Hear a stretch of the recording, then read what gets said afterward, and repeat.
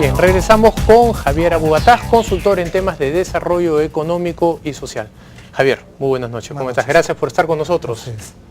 Bien, vamos a hablar un poco del gasto público. Se habla mucho y se discute mucho sobre la inversión privada, el gasto público. Cuéntanos un poco, cuando hablamos de gasto público, exactamente de qué estamos hablando. Es la asignación de recursos que no son privados, que vienen sobre todo de los impuestos que pagamos todos y que se deben destinar a cosas que son función del Estado y no otra cosa. Y lo ejecutan, diría, los 3 niveles de gobierno, eso es permanente. Son casi 100.000 millones al año.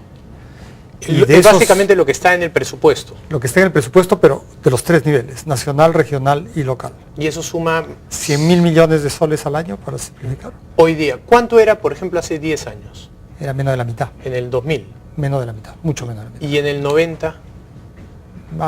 Ahí tuvimos el bajón de finales de los 80, que hubo un colapso con la hiperinflación, mezcla de hiperinflación y terrorismo, y teníamos menos de 4% del producto como ingreso total. O sea, y no alcanzaba para nada. O sea, no alcanzaba ni para pagar. ¿Cuánto? Probablemente 10.000, 12.000. Sería la cuarta parte de lo de ahora, con suerte, ¿no es cierto? O sea, sería el equivalente ahora de menos de 20.000 millones. Entonces el gasto público, o sea, el gasto del Estado ha crecido de muchísimo. Cerca de 20.000 millones de soles a cerca de 50.000 en el año 2000 y a 100.000 el día de hoy. Sí.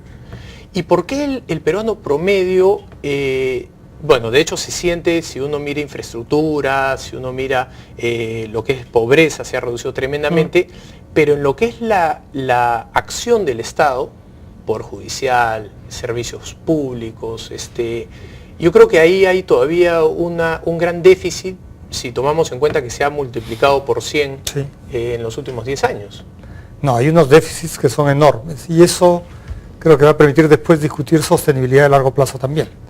Hay déficits enormes en infraestructura, ¿no es cierto?, que son muy importantes para competitividad, y hay déficits enormes en calidad de servicios. La calidad de servicios, los elementales, los pisos, sigue siendo muy malo. AFIN, la asociación que está a cargo de hacer esta medición de la brecha de infraestructura, calcula que son cerca hoy día de 80.000 millones de dólares, ha subido de 35.000, que era el anterior cálculo. Sí.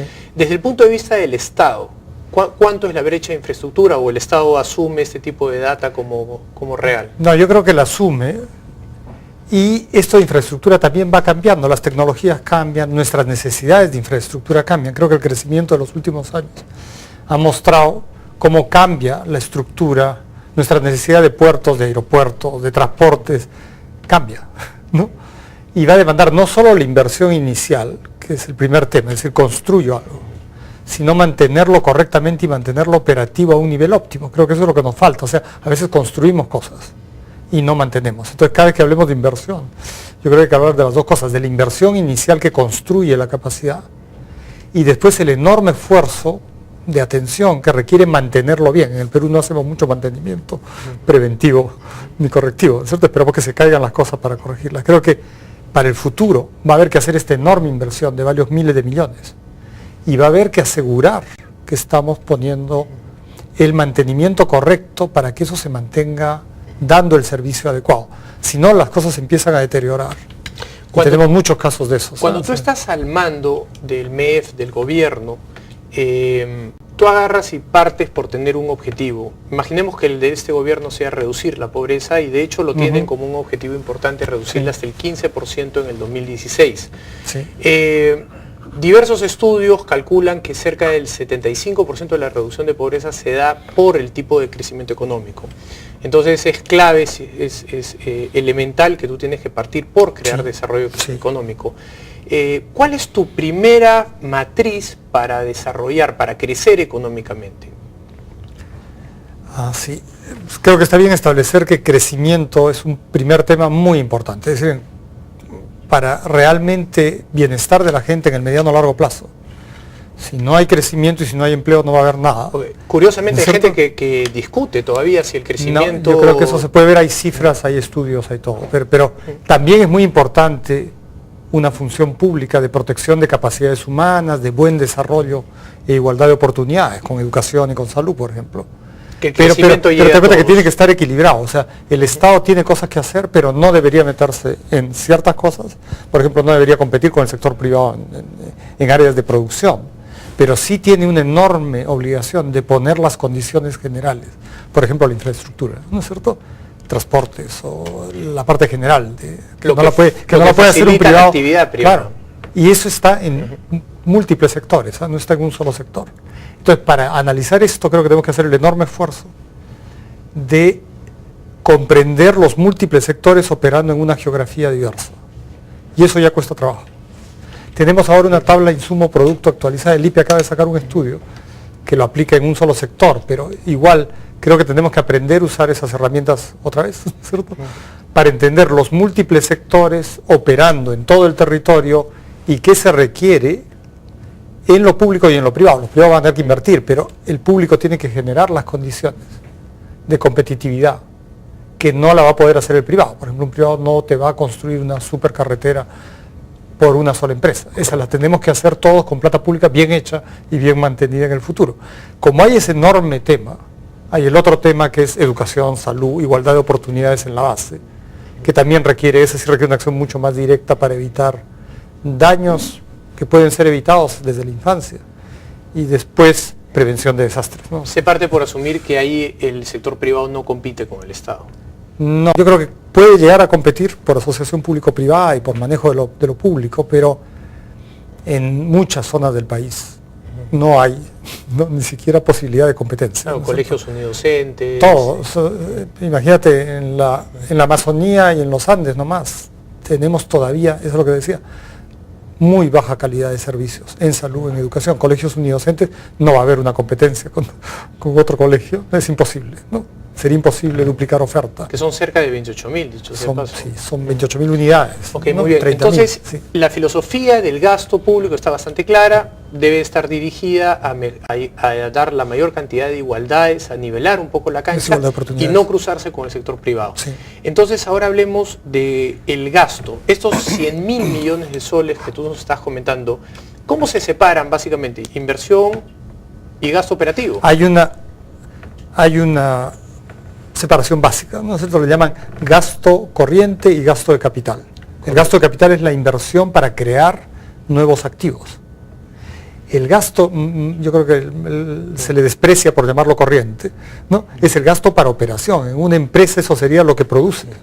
Entonces hay que cuidar el gasto de operación, que sería operación, mantenimiento y reposición Estamos de hablando la ahí capacidad instalada. principalmente de sueldos y salarios, Claro. estamos hablando de todo De lo los que insumos, de los todo lo que costos necesitas, de operativos. todos los costos operativos. Lo que pasa es que aparte de esos costos operativos de producción directos, hay siempre gastos administrativos, que esos, los inútiles, son los que deberíamos reducir. Pero tú en una fábrica no puedes reducir costos operativos básicos de producción, porque se cae la producción, ¿no es cierto? Eso creo que hay que ¿Cuál es el discutirlo. ratio entre lo que vendría a ser inversión y gasto Inversión es operativo? 20%, o sea, de los 100.000, digamos, 20 son inversión, que es un nivel razonable, debería crecer un poco más.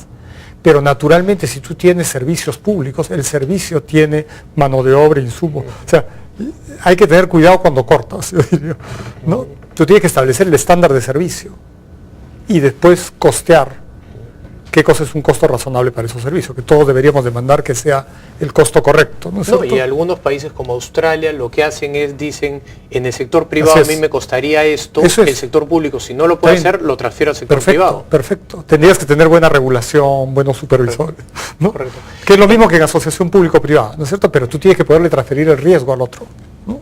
Que ese es el tema en Entonces tú regulación. tienes más o menos 20%, que son más o menos 20.000 millones de soles, que se van a lo que es inversión. básicamente inversión. ¿En qué está invirtiendo hoy día el gobierno? Y digamos el gobierno central, los gobiernos regionales, ¿en qué están invirtiendo esos 20.000 millones de soles? Sí, yo creo que transportes es uno muy, muy grande, ¿no es cierto? Carretera. Y creo que vale la pena, o sea, vale la pena, vamos a tener que seguir aeropuertos. haciéndolo, sí. Eso, infraestructura, después en agua. ¿Y están gastando los 20.000 millones de soles? No, sí, se gastan, se gastan. Lo que yo tengo dudas, y esa es una discusión con el Ministerio de Economía, es cómo estamos analizando las nuevas inversiones. Está toda la discusión del SNIP, ¿no?